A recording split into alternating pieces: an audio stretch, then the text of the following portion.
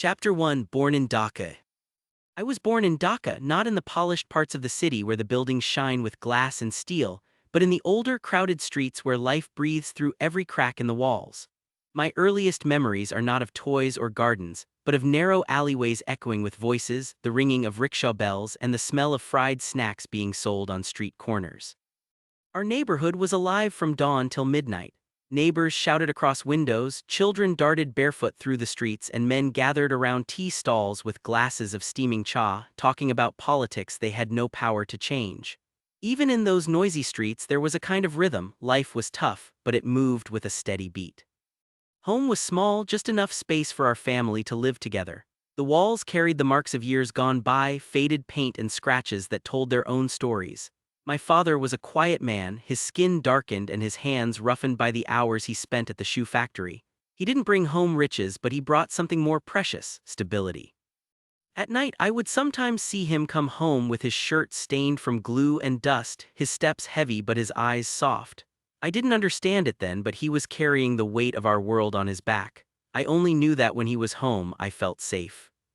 My mother was the heart of the house. She managed everything with the little we had. If a guest came unexpectedly, she could take a small amount of rice and make it seem like a feast.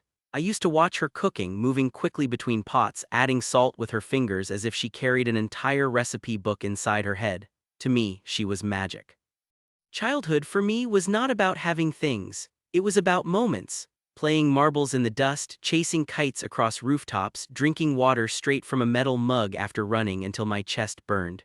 We didn't have much, but when I laughed with my friends, I felt like the richest boy in Dhaka.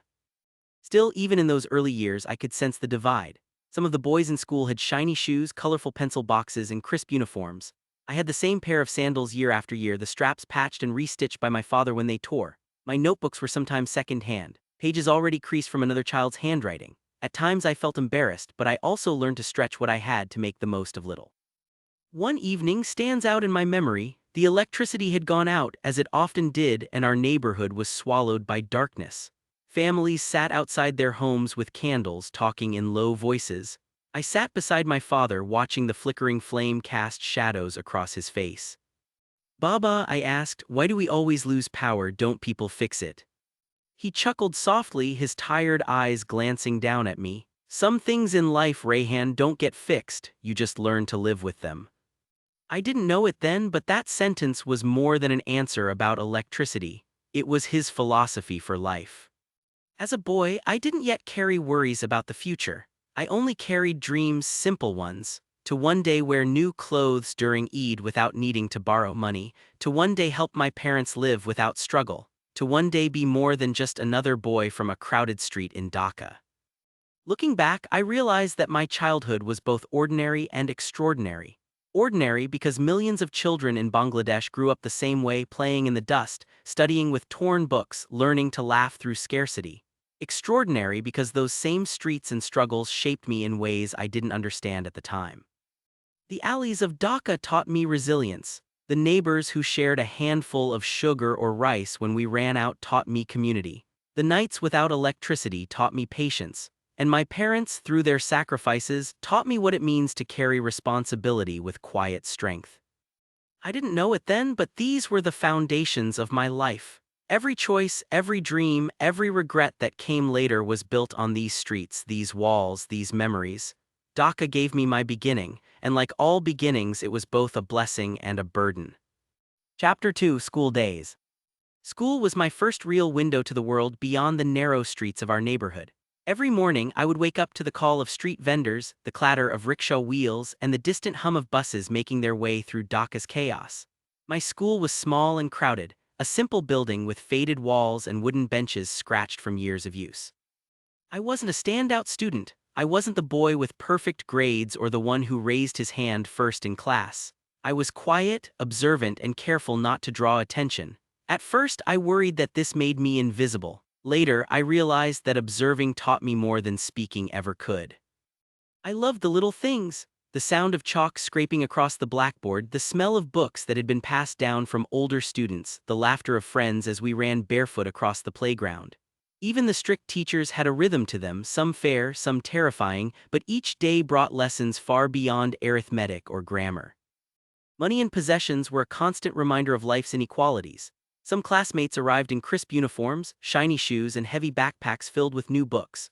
I had sandals that had seen better days, a uniform patched at the elbows, and notebooks that were often second-hand. I felt the sting of embarrassment when classmates made jokes about my torn shoes or when I had to share my pen because mine had run out of ink. One day, I mustered the courage to ask my father for a new school bag. His eyes softened, but he didn't give an immediate answer. "Next month, inshallah," he said quietly, his voice full of patience. I carried that torn bag for nearly a year, learning a lesson I would never forget. Patience is sometimes the only way forward when life doesn't give you what you want. But school wasn't only about hardships, it was also where I discovered friendship and small joys. I remember playing football in the open yard after class, our bare feet sliding in the mud when it rained. We laughed at every missed kick, every tumble, and every ridiculous goal celebration. We didn't care about the dirt on our clothes or the scolding from teachers. For those hours, we were free. I also discovered the first taste of ambition. In the quiet corners of the classroom, I would imagine a life bigger than the narrow walls of our school. I dreamed of wearing clean, new clothes for Eid, of having enough money to buy the books I wanted, and of one day breaking the limits that seemed to surround me. These dreams were small, sometimes fleeting, but they planted seeds that would grow into something much larger as I got older. There were moments of harsh reality, too. I saw how some students were treated differently because of their wealth. Teachers would smile more at children with new shoes or scold those whose families couldn't afford extra tuition. I learned early that the world often values appearances over effort, and fairness was rare. Yet even in the face of these small injustices, I found lessons that shaped who I am today. I learned resilience, the ability to keep going even when life seemed unfair. I learned humility, to accept my circumstances without letting them destroy my spirit. And I learned creativity, finding ways to enjoy life and succeed with limited resources. One afternoon, during a particularly long summer break, I sat under a mango tree outside the schoolyard, reading a tattered old book I had borrowed from the library. A classmate approached me. "Rayhan, why do you always read alone?" he asked. I shrugged. "I like stories, they take me somewhere else." He nodded, perhaps not fully understanding, but I realized then that even in a crowded, noisy school, one could find quiet pockets of peace and imagination. Those quiet pockets became my refuge throughout childhood and beyond.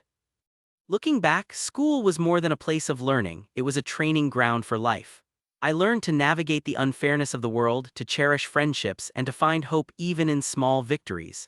The torn shoes, patched notebooks, and early lessons in patience became the foundation of resilience I would carry into adulthood. By the time I finished high school, I had grown taller, stronger, and wiser in ways my classmates might never have noticed. I had learned that life was not only about what you have, but how you endure what you don't have. And in the quiet moments between classes, during football games, and under the shade of old trees, I started imagining a future that was bigger than the streets I had grown up in. Those school days, both ordinary and extraordinary, shaped the person I was becoming, someone who would later carry the weight of family responsibility, dream of a larger life, and face the consequences of choices both wise and wrong. Chapter 3: When Dad Retired. The day my father retired from the shoe factory is etched in my memory, not because it was extraordinary in the traditional sense, but because it marked the moment my childhood quietly ended. I remember him walking through the narrow hallway of our home, his shoulders slumped slightly, carrying years of labor in the way he moved. His hands, calloused and stained from decades of glue and leather, rested on the dining table as if they could no longer bear their own weight. I had grown up thinking my father's life was unchangeable, a routine of waking before sunrise, walking to the factory, returning home tired and silent. But retirement made it suddenly clear that life, like a river, could change direction without warning. The river now flowed toward me. At first, I didn't understand what retirement meant. I thought it would be a relief.